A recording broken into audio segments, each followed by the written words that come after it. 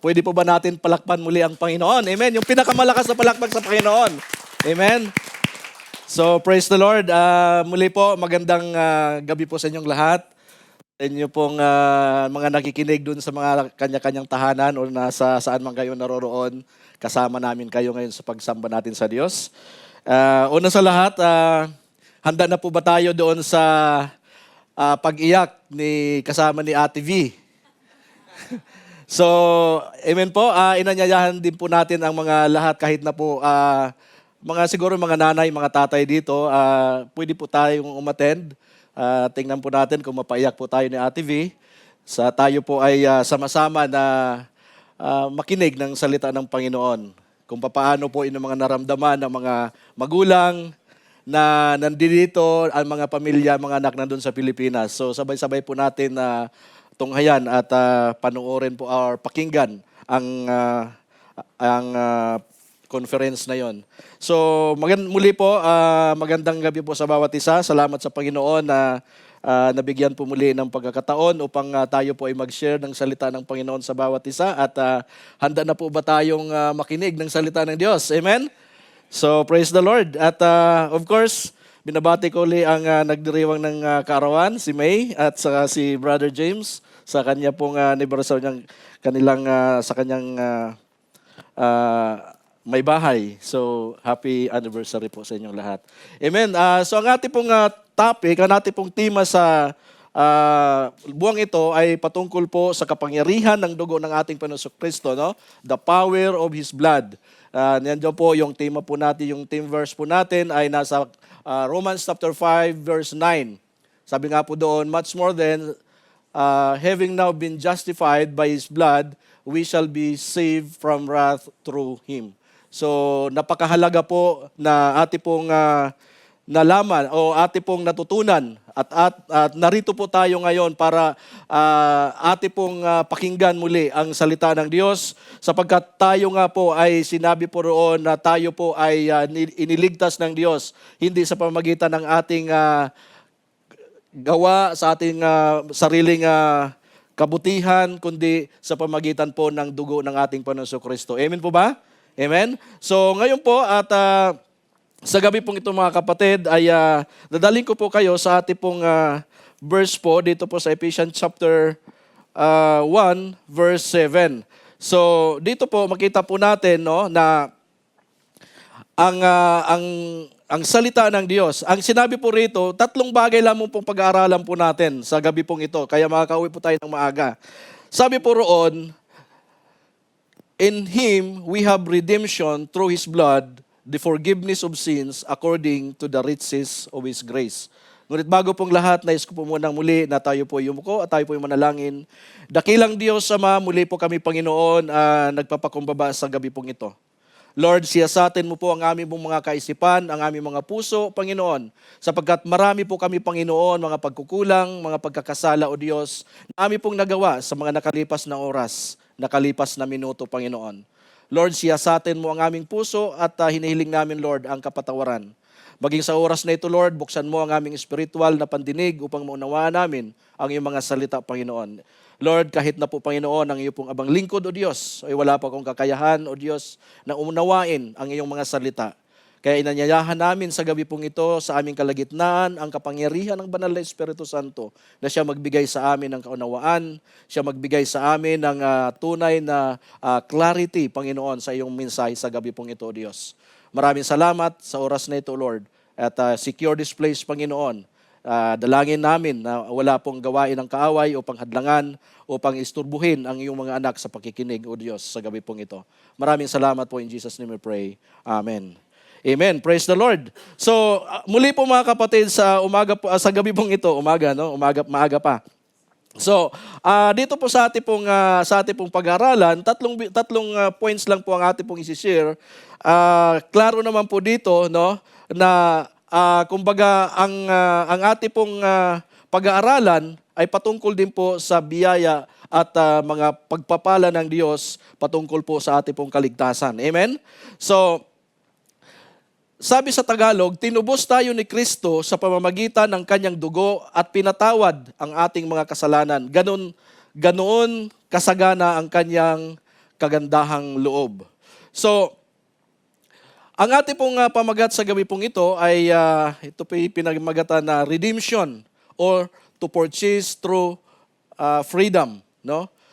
Ang redemption, tayo po ay niligtas, tayo po ay tinubos at binili po tayo para magkaroon po tayo ng tunay at totoo na freedom, no? Kalayaan. Amen? So yun po yung ano dito ni Paul, yun po yung nais ni Paul na maunawaan natin. Actually, ito po ay sinulat ni Paul, no, Apostle Paul, do po sa mga taga Episo, no, sa Episo, sa Church of Ephesus. Nandun po siya po ay nakakulong, no, sa Roma nung time na yon na sinulat niya. So around AD 62 AD to the Church of Ephesus.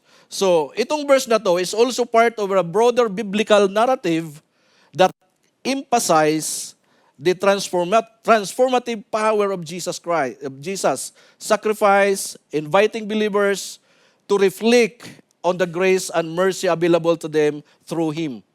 It serves also as a reminder of the immense love, yung talagang yung na marubdob na pag-ibig ng Diyos sa atin, of God for humanity and the opportunity for forgiveness and redemption through faith in Christ.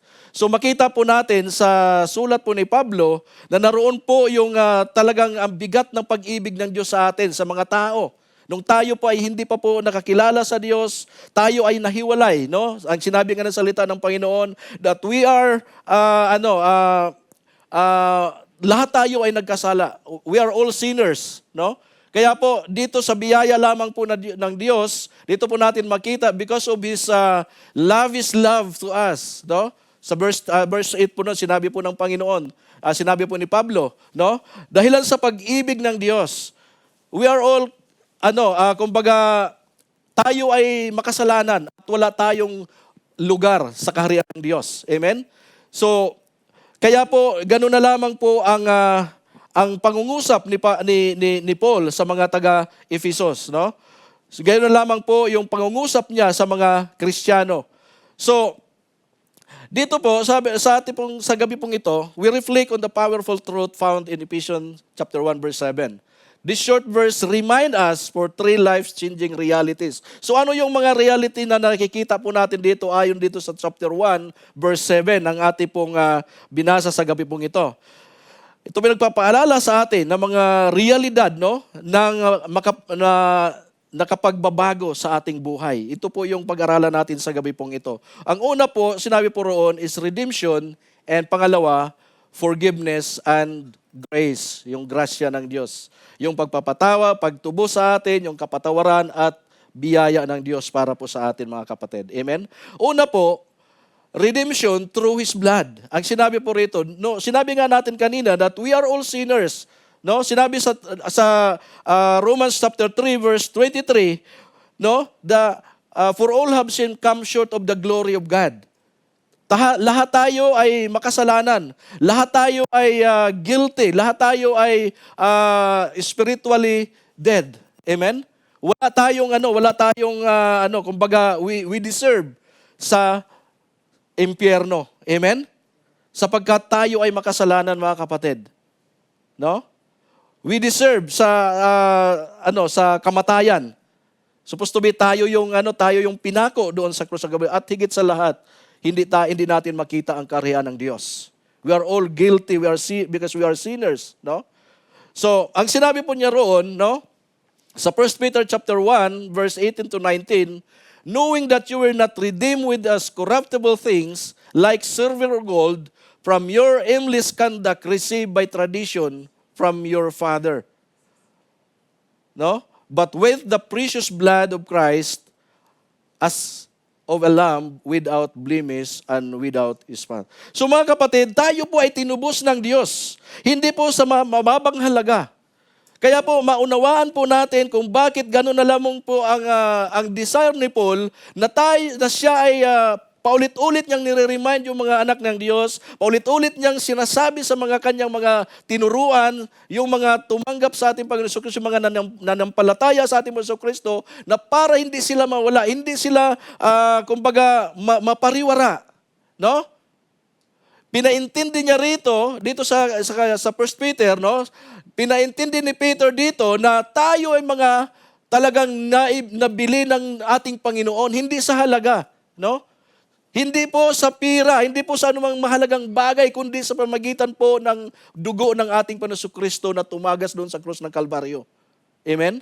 Kapag naunawaan natin itong mga salitang ito, kapag ating pong nilagay sa ating mga puso, imposible po na tayo po ilalayo sa paglilingkod sa Diyos. Marami pong mga tao na binabaliwala lang, kumbaga light lang yung pagkakilala, light lang yung pagkakristyano. Bakit? Kasi hindi nila ninanamnam, hindi nila in-internalize yung mga salita, yung mga paalala ng Biblia na sinasabi para sa atin, para tayo lumalim sa ating pagsunod sa Diyos, sa ating pananampalataya. Amen? So, dito po makikita po natin na hindi lamang po ito sinabi, no? Hindi lamang po ito sinabi ni Pablo, no?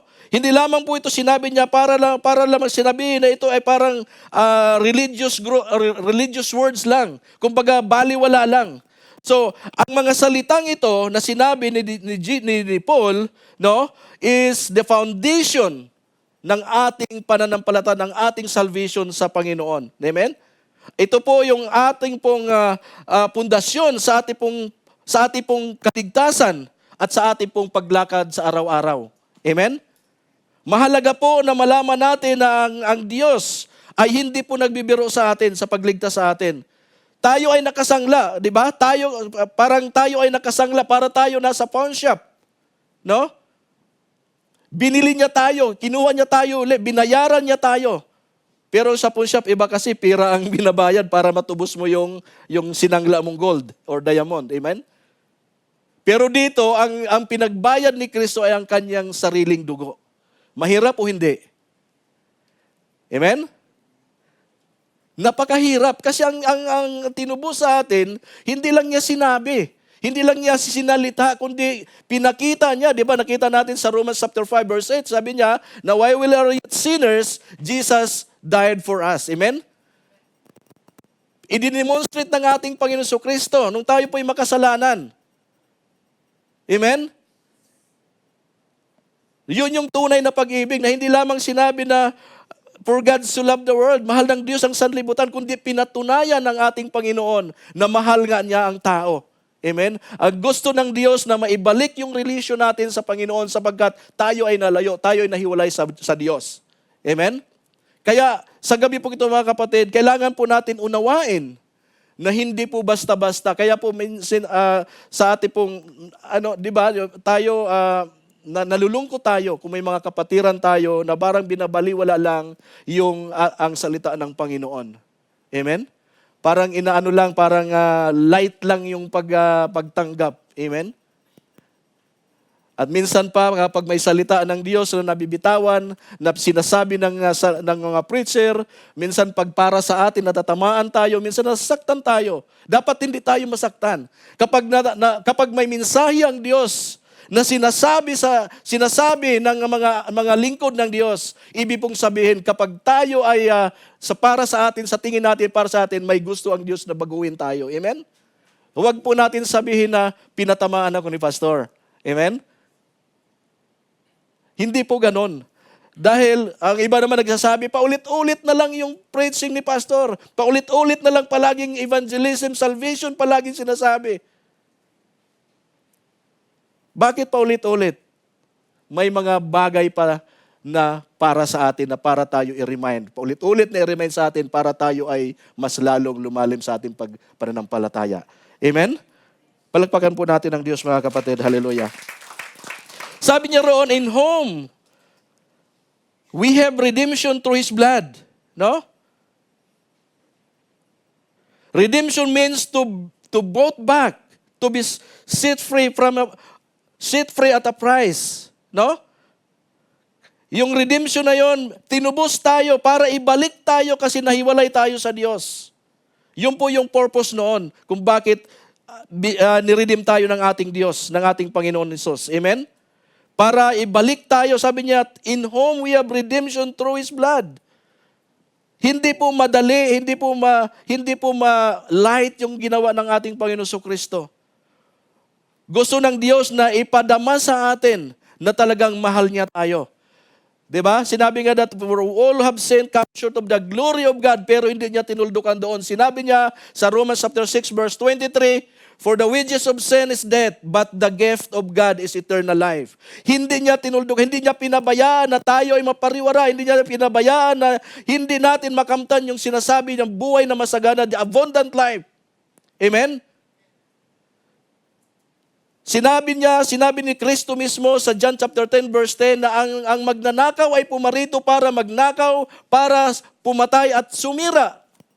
Ngunit sinabi ng Panginoon Hesus, pumarito ako para bigyan ka ng buhay na masagana, abundant life. Ang problema, hindi natin na-enjoy yung abundant life sapagkat tayo ay lumalakad pa sa kasalanan.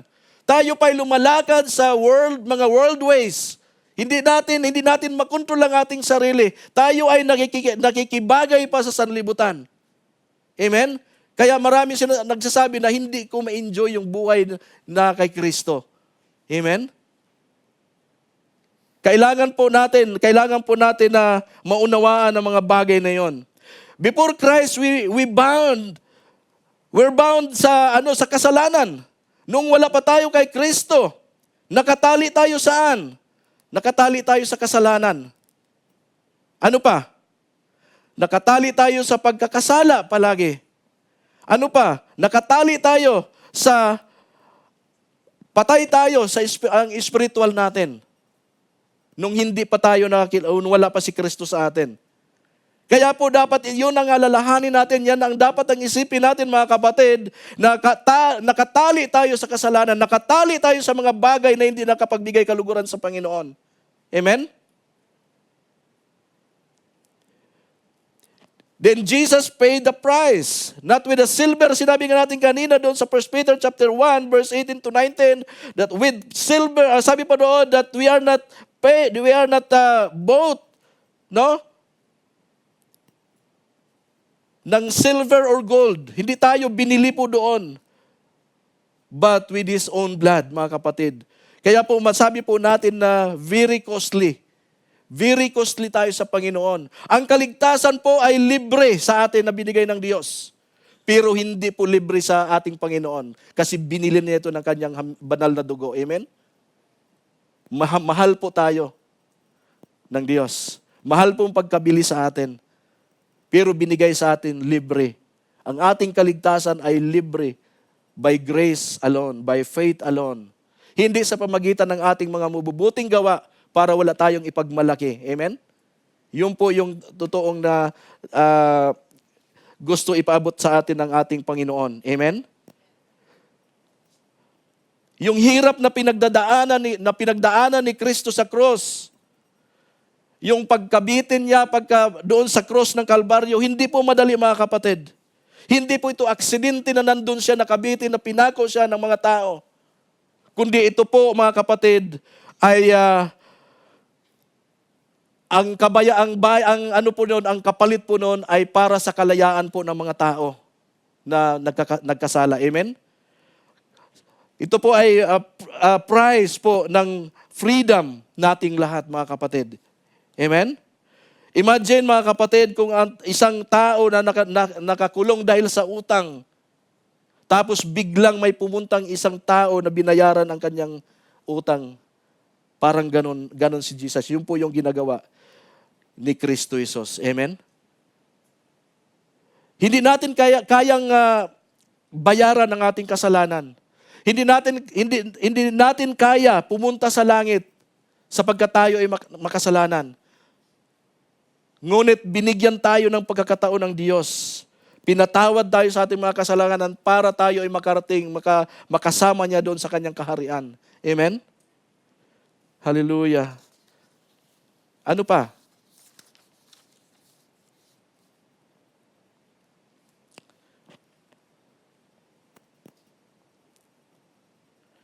Ngayon mga kapatid, alam na po natin, nung tinanggap natin si Kristo bilang Diyos na tagapagligtas ng ating mga buhay, anong meron na tayo? Dati slave to sin tayo. Dati kumbaga, alipin tayo ng kasalanan. Ngayon, hindi na po tayo alipin ng kasalanan. Amen? Hello? Amen? Kung ano yung mga nakaraan natin, wala na sa atin yon kasi binayaran ng ating Panginoon Jesucristo. Amen? Binayaran na ni Kristo Jesus ang utang natin. Amen? Binayaran niya ng buo, full. Amen? Pangalawa po mga kapatid is forgiveness of sin. Amen? Sabi nga doon, the forgiveness of sin. Sabi pa niya, in Him we have redemption through His blood, the forgiveness of sins. Amen? Kung pinatawad tayo, kung tinubos tayo, hindi lang tayo tinubos ng ating kasalanan, kundi pinatawad pa ng ating mga kasalanan. Amen? Ganon kabuti ang Diyos sa atin, mga kapatid. Hello? Amen? Ganon po siya ganon po magmahal ang Diyos. Ganon po niya tayo kamahal, mga kapatid. Pinatawad tayo sa ating mga kasalanan. Pinatawad tayo ng ating mga kasalanan sa pamamagitan ng kanyang dugo. Sinabi nga kanina ni Pastor Romel kanina doon sa Matthew chapter 26 verse 28, no? Na pinatawad tayo ng Diyos, binuhos ng Diyos ang kanyang dugo para sa kapatawaran ng mga tao. Amen? Forgiveness in Christ. Amen? Pag sinabing si Kristo ay pinatawad tayo, kumplito 'yon. Hindi po kalahati. Kundi yung pagpatawad ni Kristo sa atin ay kumplito, mga kapatid. Amen? Ano pa? Immediate. Naalala nyo yung mga dalawang kriminal na kasama ni Kristo doon sa krus ng Kalbaryo? Ang isa ay ang tawag nito, inalipusta siya. Sabi ng isang kriminal, kung ikaw nga ang anak ng Diyos, ikaw nga ang Diyos, iligtas mo ang sarili mo. Pero ang isa sabi yung iba siguro, grabe ka naman, inalipusta mo pa. Ano lang sa atin, talagang we deserve to na nakabitin tayo dito dahil sa ating kasalanan, dahil tayo ay makasalanan. Anong sinabi ni Kristo? Ngayon din. Ang sinabi ng isa, alalahanin mo ako, Isus, kung nandun ka na sa iyong kaharian. Anong sinabi ni Kristo? Ngayon din, isasama kita sa aking kaharian. Amen? Kapag tayo ay pinatawad na ng Diyos, pag sinabi ka, tayo ay humingi ng kapatawaran sa Diyos, ibibigay ka agad ng Panginoon yan. Pero kailangan po seryoso yung paghingi po natin. Pangalawa po, yung forgiveness of Christ is eternal. Amen? Hello? Eternal po yon, mga kapatid. Kapag tayo ay pinatawadan ng ating Diyos, ito po ay forever. Amen? Hello? Habang tayo ay may buhay pa, habang tayo ay may hininga pa, tayong naglilingkod sa Diyos, hindi tayo pababayaan ng Panginoon. Never na iwanan na tayo ng Panginoon. Amen? So, God does not just cover our sins. Diba, sinabi ni Pastor Romel kanina na kung sa Old Covenant, ang kasalanan ng mga tao ay tinatakpan lang sa pamagitan ng dugo ng hayop. Kaya every year po sila ay nag-o-offer, nag-aalay. Amen?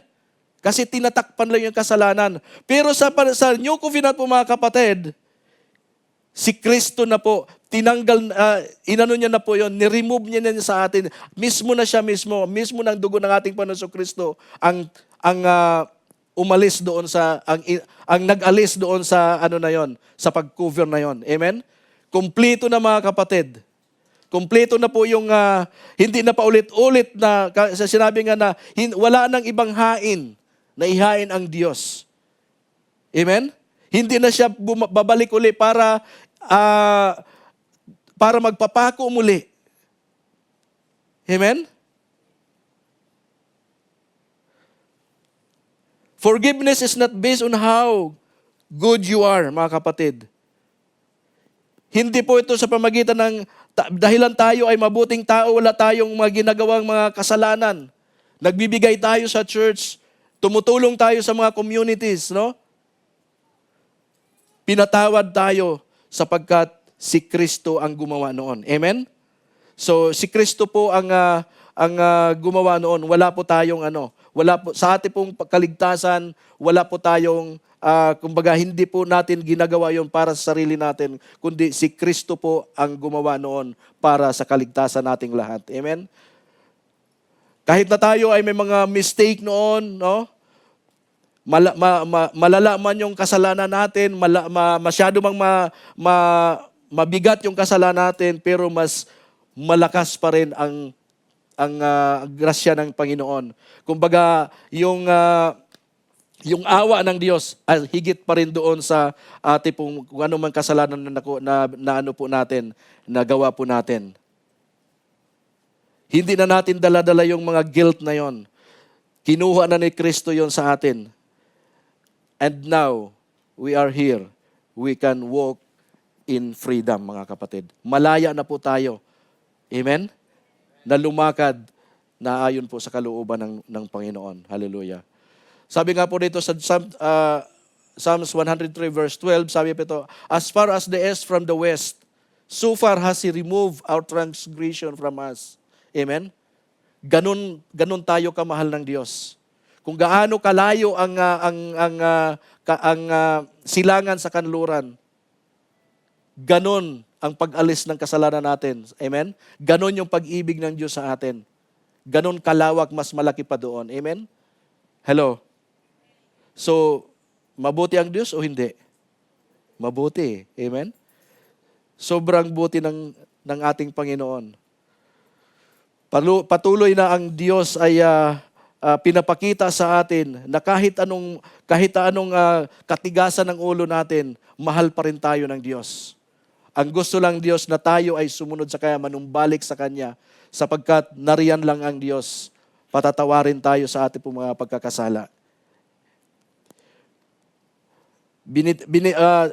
Binitawan na natin ang mga bagay na nakahiyan. Kailangan po na bitawan na natin kung ano may mga reservation pa, ano may mga bagay na nadadala pa rin natin na hindi nabigyan ng kaluguran ang Diyos. Amen? Kailangan bitawan na natin yan. Kung mayroon tayong mga bagay, mahirap sa atin magpatawad. Mahirap tayong magpakumbaba. Bitawan na natin yan. Kasi hindi tayo kalulugdan ng Panginoon. Patawarin natin kailangan magpatawad tayo, even sa ating sarili. Amen? Kagaya ng pagpatawad ng Diyos sa atin. Amen? Ang higit sa lahat, matuto tayo mga kapatid magpatawad sa ating kapwa. Amen? Mahalaga po mga kapatid na tayo po ay ma-extend natin ang ating pong pagpapatawad sa ibang tao. Mahalaga po yun. Hindi po tayo lalago, hindi po tayo, lalalim ang ating pananampalataya kapag tayo ay mayroon pa rin ganun dala-dala sa ating mga buhay. Ang pangatlo po, according to the riches of His grace. Ito po yung realidad na meron tayo na binigay ng Diyos sa atin. Na pinatawad tayo according to His riches of His grace, mga kapatid.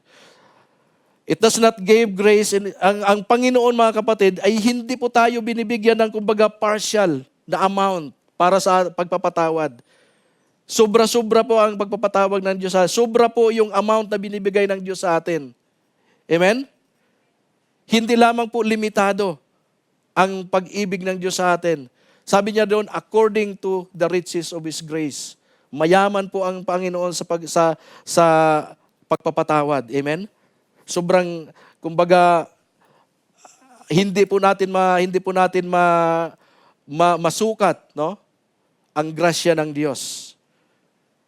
Kahit hindi tayo hindi tayo karapat-dapat. Ang grasya, sinasabi nga noon na unmerited favor ng Panginoon sa atin. Amen? Kahit hindi tayo gustong, kahit kulang ang pagmamahal sa atin, pero ang Diyos, sinabi nga po doon na undeserved love ng ating Panginoon. Hindi tayo bibigyan ng Panginoon yung hindi natin deserve. Amen? Yun po yung grasya ng Diyos na meron binigay sa atin. Riches of His grace means there is no shortage. Ang ating Diyos, hindi po siya nagbibigay ng, ayun.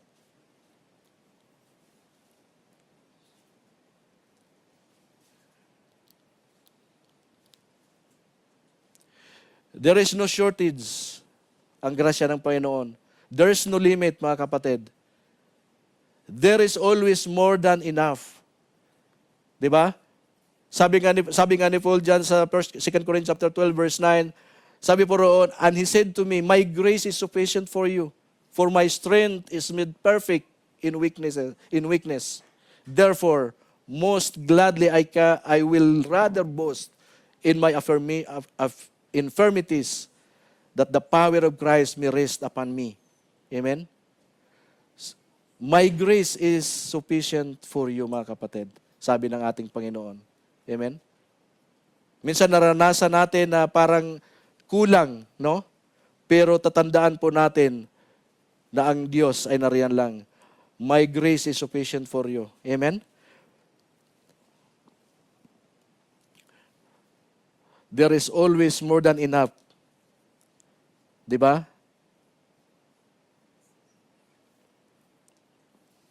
Minsan, nagbibigay tayo, no? May mga tao na, kumbaga,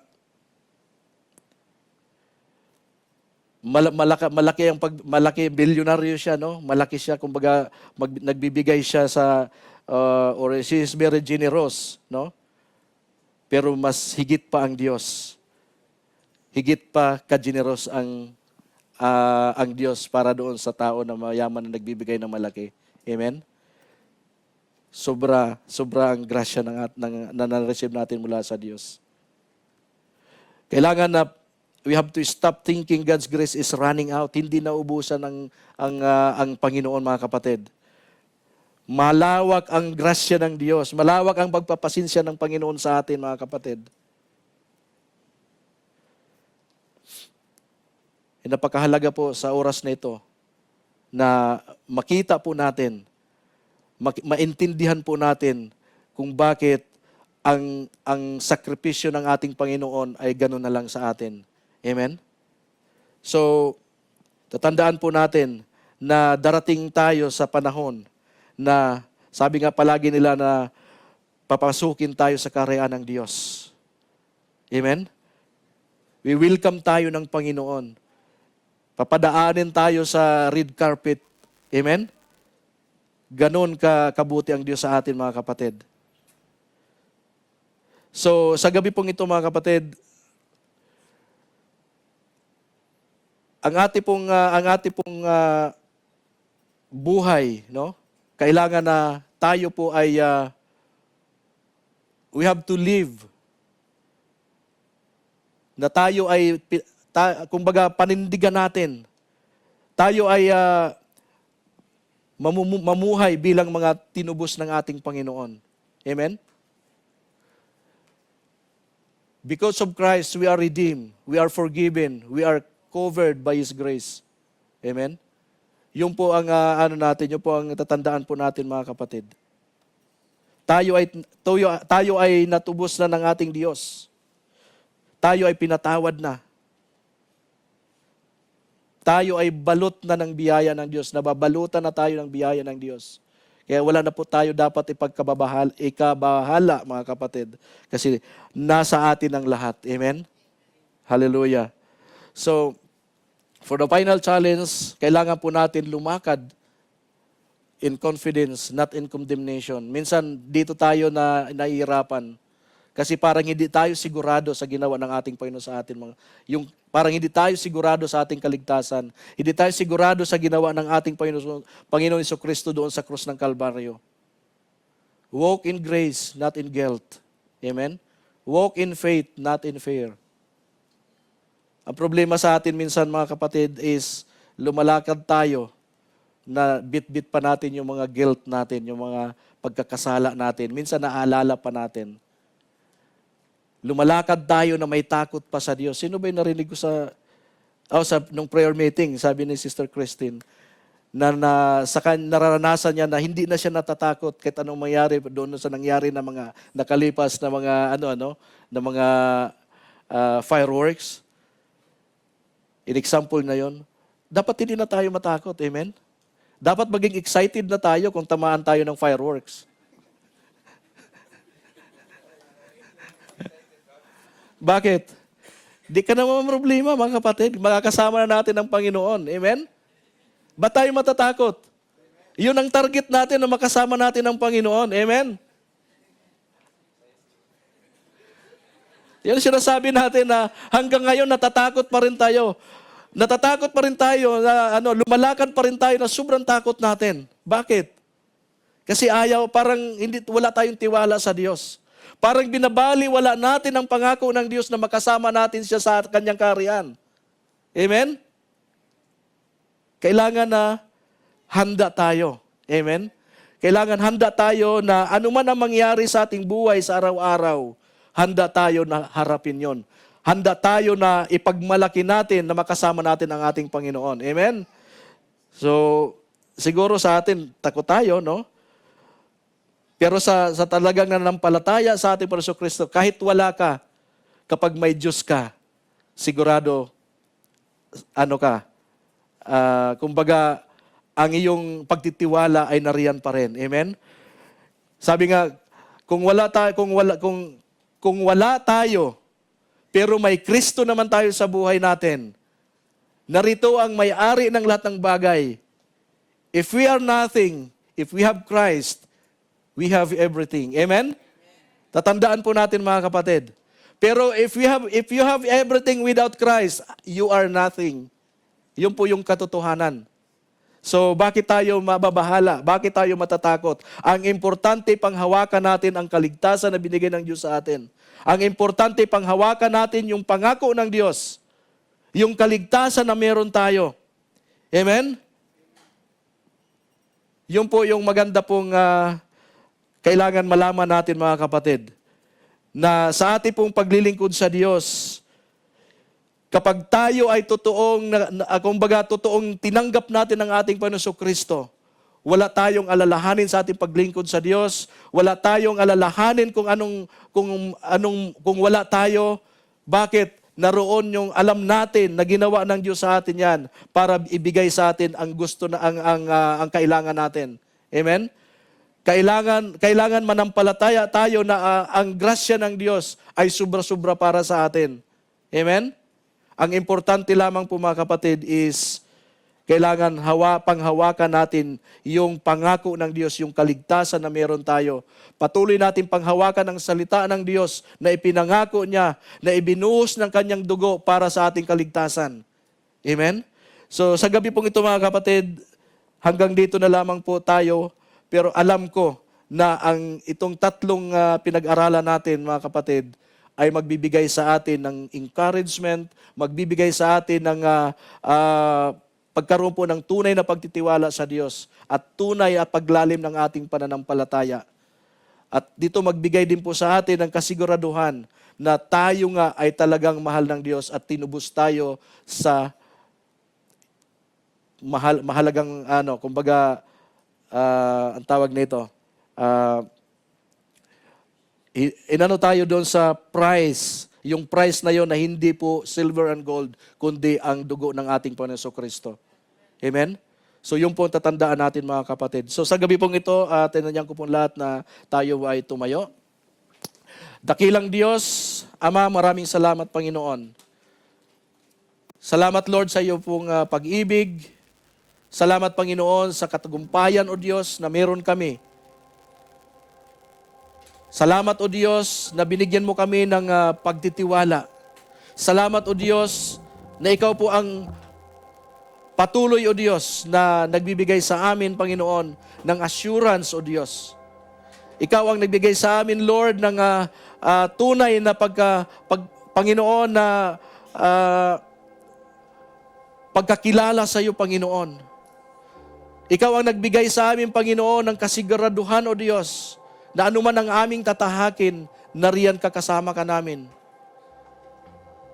Salamat, Panginoon, sa iyong banal na dugo na iyo pong ibinuhos doon sa krus ng Kalbaryo upang bigyan kami ng buhay na masagana, buhay na walang hanggan. Lord, dalangin ka namin sa gabi pong ito, Panginoon, na ang mga salitang ito, Lord, na aming pong napakinggan, O Diyos, patungkol po, Panginoon, sa pagpapatawad. Panginoon, patungkol po, Lord, sa pagkatubusan ng aming mga kasalanan, O Diyos. Ito po ay mailagay namin sa aming mga puso, O Diyos. Upang anuman, Lord, ang aming mga pagdaanan, Panginoon, babalikan namin, Panginoon, ang iyong mga pangako, O God. That your grace is sufficient for us, Panginoon. Ang iyong grasya, Panginoon, ay tapat, O Diyos. Ang iyong grasya ay mas lalong malawak, Panginoon, sa anuman, Lord, na aming pong iniisip, Panginoon. Kaya sa gabi pong ito, Lord, salamat sa pag-ibig mo, Panginoon. Salamat sa i-demonstrate mo, Lord, na pag-ibig, Panginoon. Lord, na ikaw po, O Diyos, ay mismo, Panginoon, ay nag-volunteer, Lord, na ipako doon sa krus ng Kalbaryo para kami, Lord, ay magkaroon po ng buhay na masagana, Panginoon. Buhay na walang hanggan. Kaya, Lord, sa gabi pong ito, sa aming pong pagpapatuloy, Panginoon, sa aming pong paglilingkod, patuloy mo kami, Panginoon, alalayan, O Diyos. Sapagkat kami po ay may kahinaan. Lord, kami po, Panginoon, ay may limitasyon, Panginoon. Ngunit salamat, O Diyos, na ikaw ang Diyos na kasama namin. Lord, ikaw ang Diyos na palaging nakaalalay. Ikaw ang Diyos na palaging nagpo-provide sa aming mga pangangailangan. Higit sa lahat, Panginoon, nagbibigay ng assurance sa aming kaligtasan, Panginoon. Lord, i-bless mo, Panginoon, ang mga tao na rito ngayon. Lord, maging sa aming mga kasamahan sa simbahang ito. Lord, ang lahat na makapakinig, Panginoon, ng mensahe sa gabi pong ito, Lord. Dalangin ko, Ama, na ikaw po, O Diyos, ang patuloy na maglagay sa kanilang mga puso, Panginoon, sa tablitan ng kanilang mga puso, O Diyos, upang patuloy ito magpapaalala sa kanila, Panginoon, sa aming lahat. Maraming salamat, O God, sa gabi pong ito, Panginoon. Sa iyo po namin, Lord, ibinabalik ang lahat na kapurihan, lahat na pasasalamat at pinakamataas na pagsamba. Sa pangalan ng aming Panginoon Jesucristo, ang lahat po magsabi ng Amen and Amen. Thank you, Lord. Thank you, Jesus.